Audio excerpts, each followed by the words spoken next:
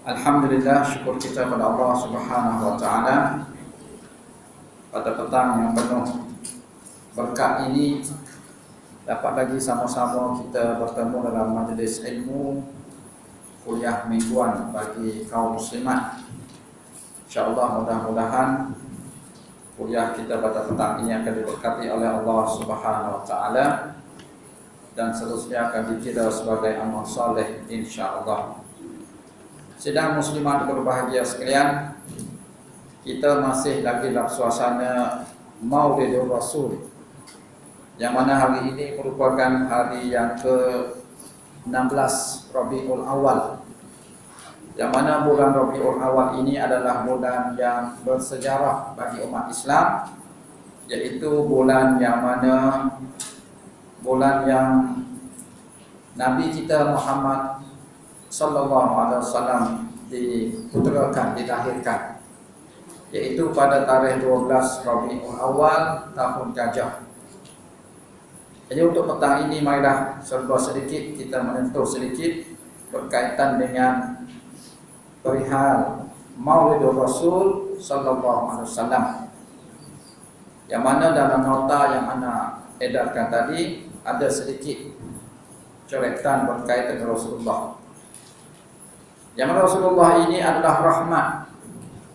Kelahiran Rasulullah sallallahu alaihi wasallam merupakan rahmat ilahi sepanjang sejarah kemanusiaan keseluruhannya. Jadi kita kena ingat Rasulullah ini merupakan rahmat.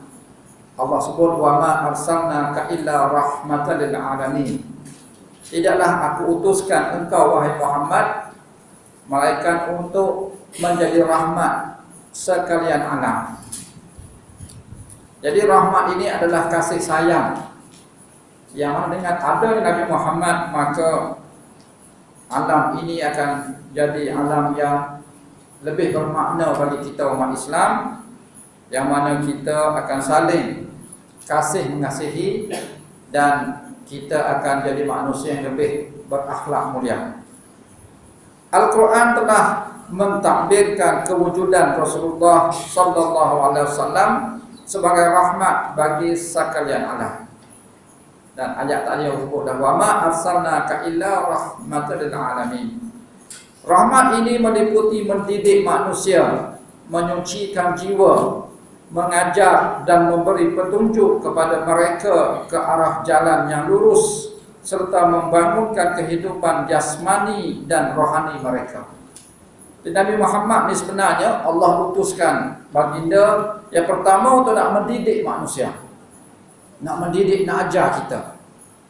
Dan Allah hantar manusia juga iaitu Nabi Muhammad untuk nak mendidik manusia dan juga nak menyucikan jiwa, tak daripada melakukan perkara-perkara dosa, perkara yang tidak elok, tak berzina, tak zaman jahiliah dulu, bunuh anak, minum arak dan sebagainya. Nabi datang nak menyucikan jiwa manusia supaya sembah Allah dan mengikut akhlak yang dibawa oleh Rasulullah sallallahu alaihi wasallam.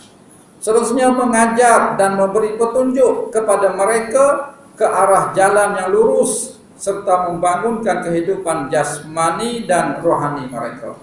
Nabi juga bawa jalan yang lurus, siratal mustaqim. Nabi bukan hanya nak suruh kita ni hidup bahagia di dunia sahaja, tetapi Nabi juga bawa kita supaya kita akan selamat selepas pada kita mati, iaitu masuk syurga Allah Subhanahu wa taala.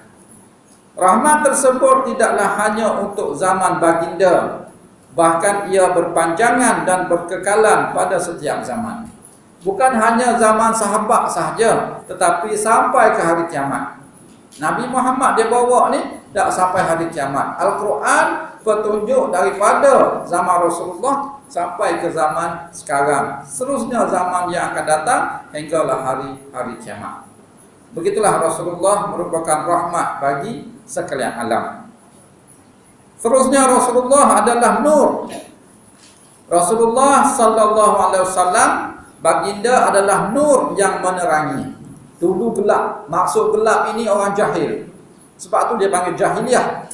Jahiliyah ni jahil, tak tahu apa, tak tahu perihal agama, tak sembah patung, bunuh anak, minum arak, judi, macam-macam. Maka Nabi adalah nur untuk nak menerangkan kegelapan, kezaliman. Baginda adalah cahaya dan pemberi cahaya kepada yang lain.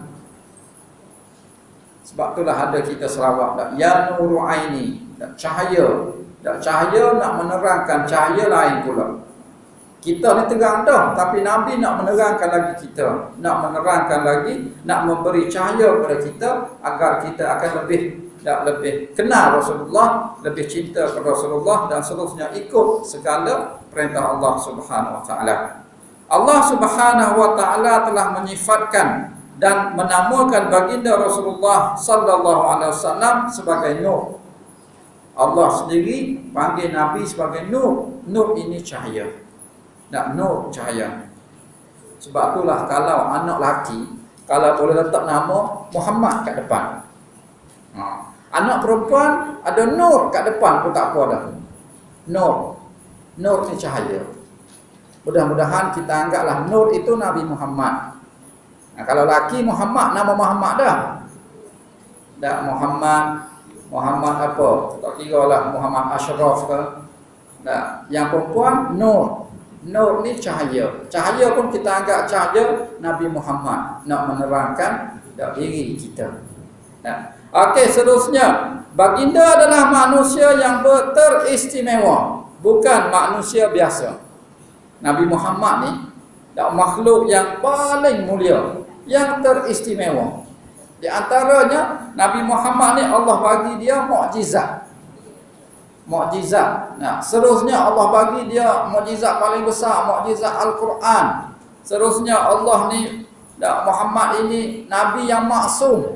Maksum ini manusia tak pernah buat perkara maksiat, tak pernah buat dosa. Tak ada atas dunia ni manusia tak pernah buat dosa kecuali Rasulullah sallallahu alaihi wasallam.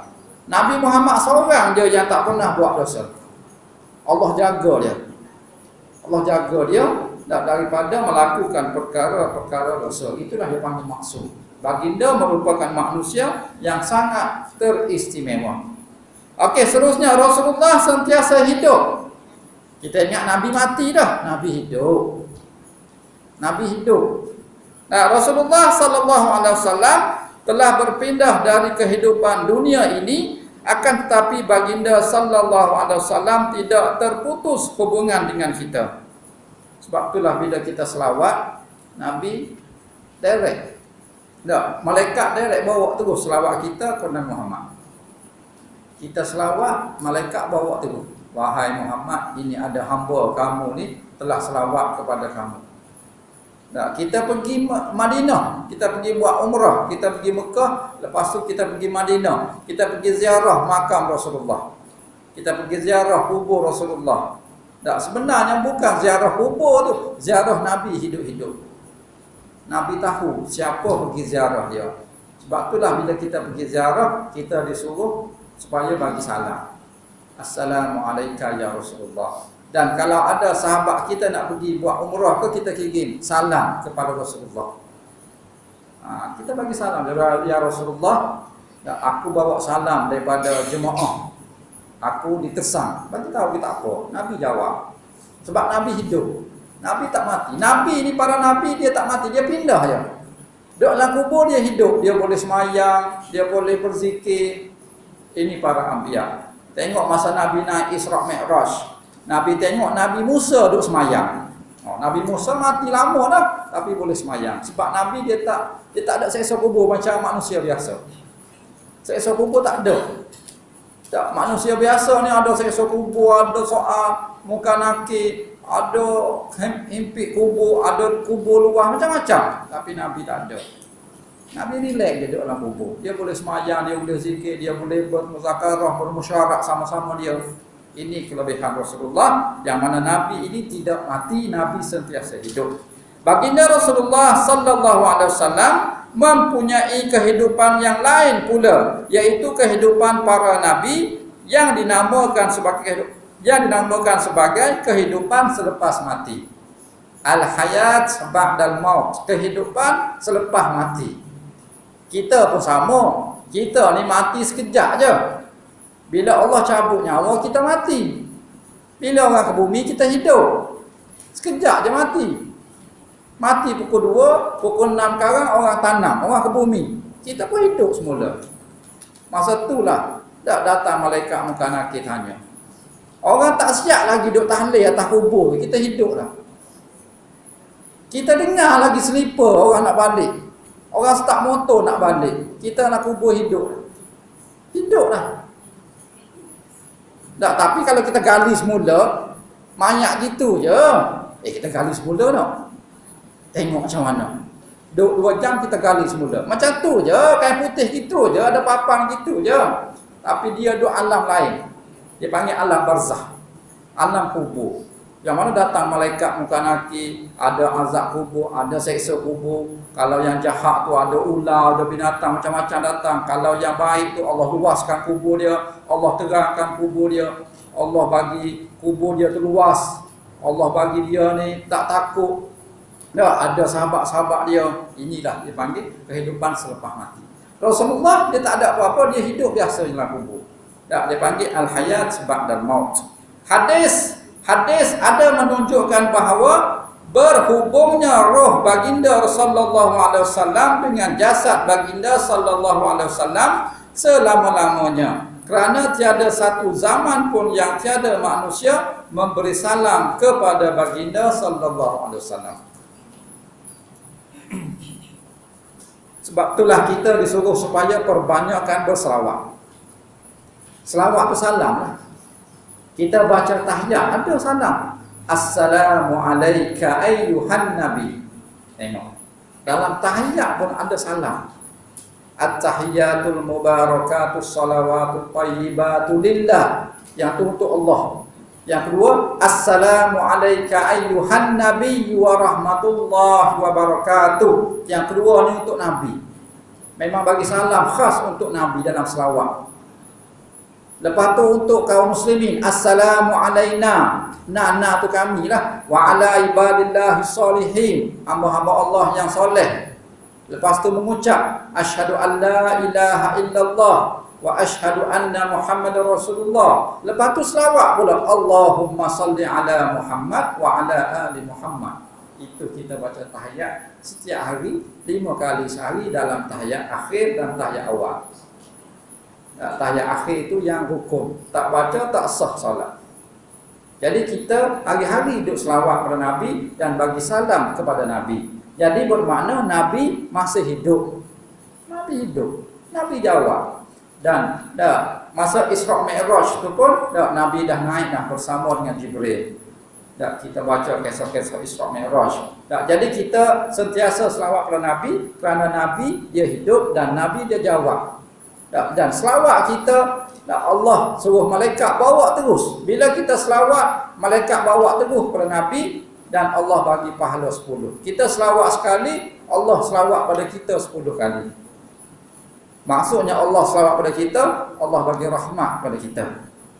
Akhir kehidupan Rasulullah sallallahu alaihi wasallam selepas wafat bukanlah seperti kehidupan manusia-manusia lain selepas kematian. Tak sama dengan kita. Kita ni ada soal muka nakir tanya pula ma rabbuka man nabiyyuka man imamuka. Siapa Allah kamu? Siapa Tuhan kamu? Allah, kita jawab. Siapa nabi kamu? Nabi tak tanya dah. Bila Nabi wafat, Nabi mati tu malaikat sambut terus, malaikat bawa terus.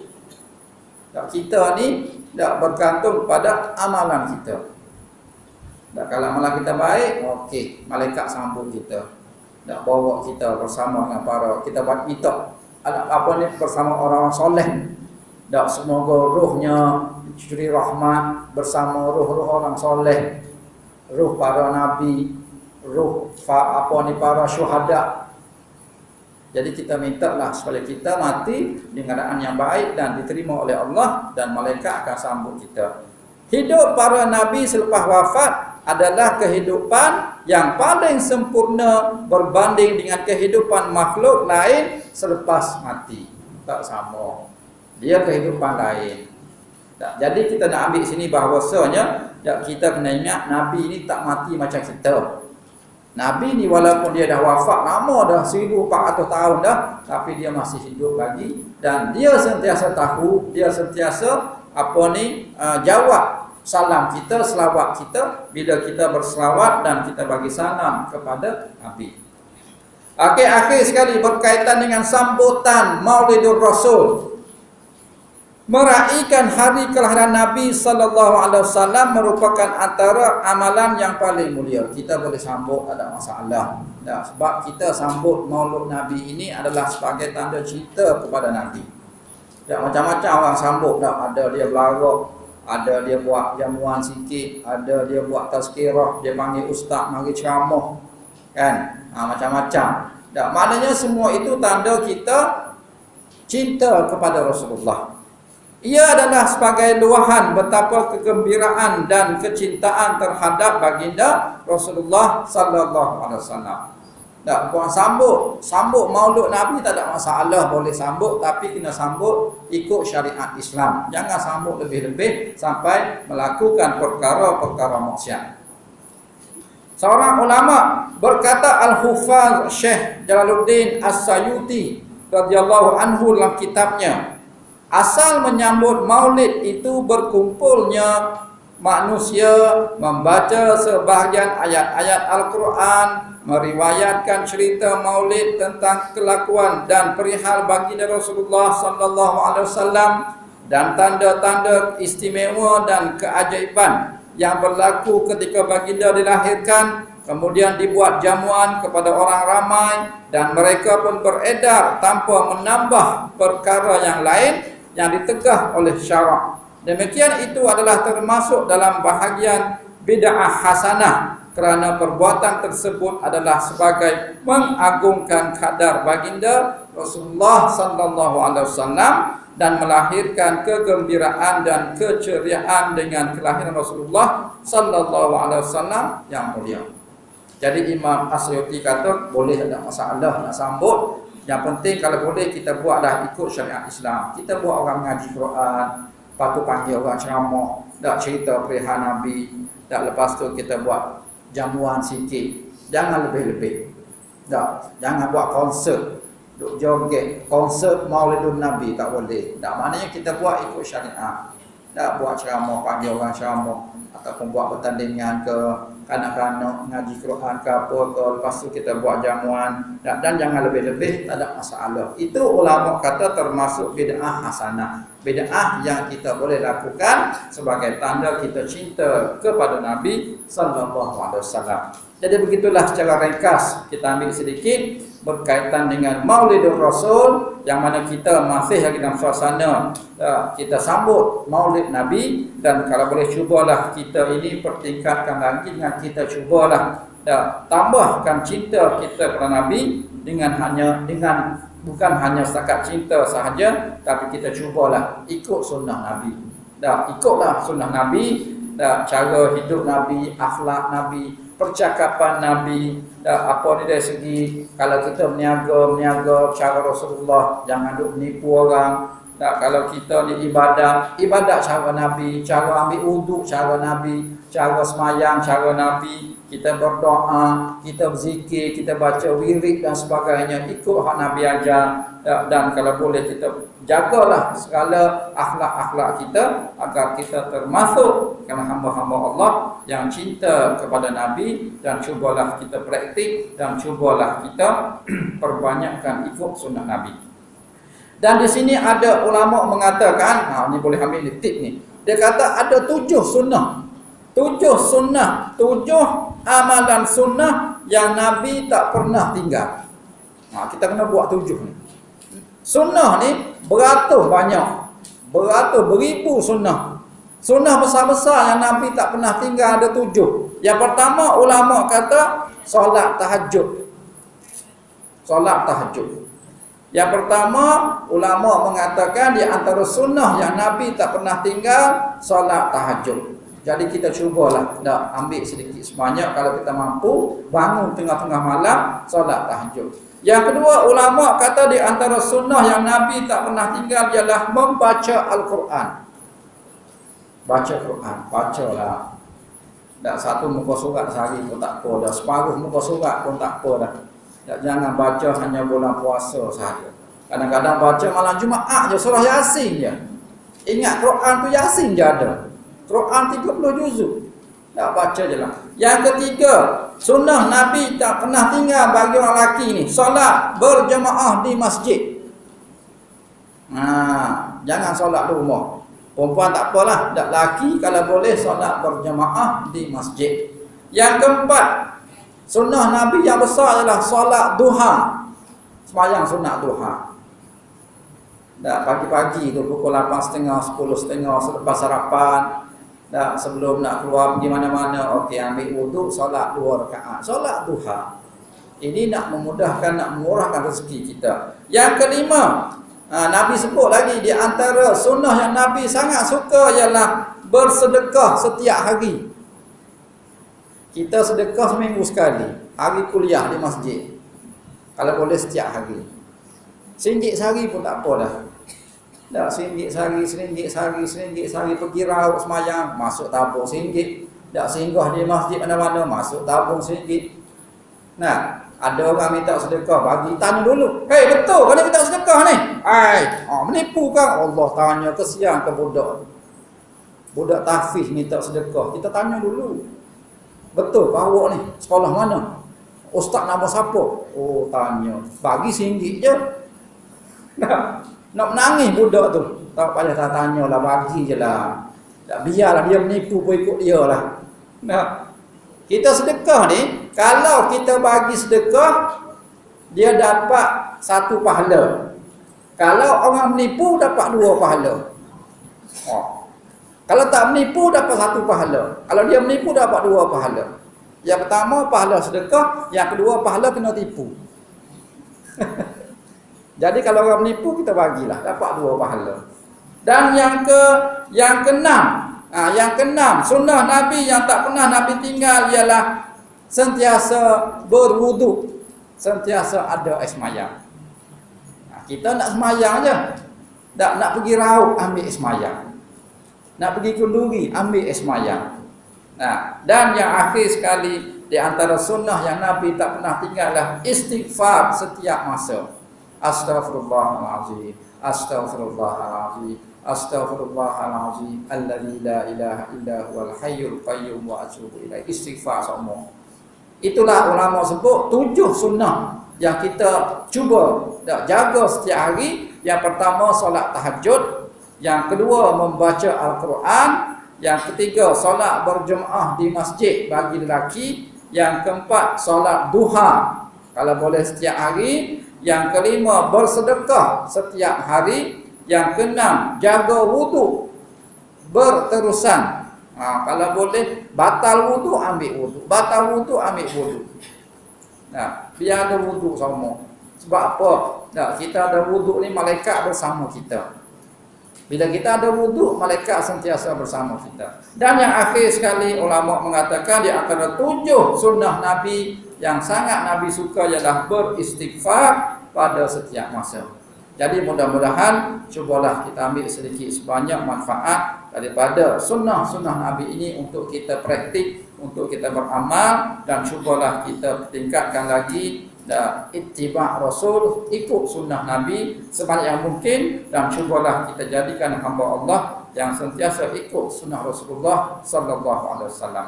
Jadi rasa itulah saja kita ambil sedikit berkaitan dengan sunnah Nabi. InsyaAllah mudah-mudahan kita menjadi hamba Allah dan umat Rasulullah yang terbaik, insyaAllah.